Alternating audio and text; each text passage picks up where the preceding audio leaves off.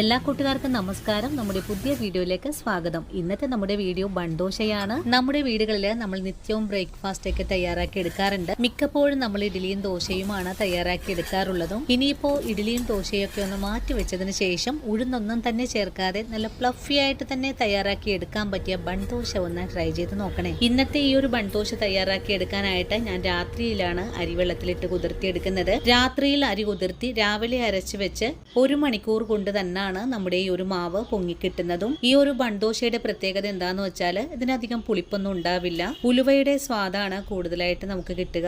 ഈ ഒരു കൂട്ടിലേക്ക് നാളികേരം കൂടി ചേർത്ത് തയ്യാറാക്കി എടുക്കുന്നത് കൊണ്ട് ഇതിനൊരു പ്രത്യേക ടേസ്റ്റ് ആയിരിക്കും കഴിക്കാനായിട്ടും. ഈ ഒരു ബൺദോശ തയ്യാറാക്കി എടുത്തപ്പോൾ ഞാൻ ഇതിലേക്ക് ഒരു താളിപ്പ് കൂടി ചേർത്തിട്ടുണ്ട്. നിങ്ങൾക്ക് ആ ഒരു താളിപ്പ് ഒഴിവാക്കിയും ഈ ഒരു പലഹാരം തയ്യാറാക്കി എടുക്കാൻ പറ്റുന്നതാണ്. ബണ്ണ് പോലെ തന്നെ വീർത്തിരിക്കുന്നത് കൊണ്ട് നമ്മുടെ കുഞ്ഞുങ്ങൾക്കും അമ്മമാർക്കും ഒരുപോലെ തന്നെ ഇഷ്ടപ്പെടുന്നതുമാണ്. വീഡിയോ കാണുമ്പോൾ നിങ്ങൾക്ക് ഉപകാരപ്രദമാണ് എന്ന് തോന്നുവാണെങ്കിൽ നിങ്ങൾക്ക് ഇന്ന് കിട്ടിയ ഈ ഒരു അറിവ് നിങ്ങളുടെ കൂട്ടുകാരിലേക്ക് ഒന്ന് ഷെയർ ചെയ്ത് കൊടുക്കണേ. വീഡിയോ കാണുമ്പോൾ നിങ്ങൾക്ക് ഇഷ്ടപ്പെടുവാണെങ്കിൽ തീർച്ചയായിട്ടും നിങ്ങളുടെ വിലയേറിയ ലൈക്കുകൾ തരാനും മറക്കരുത്. ആദ്യമായിട്ടാണ് നമ്മുടെ വീഡിയോ കാണുന്നതെങ്കിൽ നമ്മുടെ പേജ് ഒന്ന് ഫോളോ ചെയ്ത് നമ്മുടെ ഫാമിലിയിൽ മെമ്പർ ആകാനും മറക്കരുത് കേട്ടോ.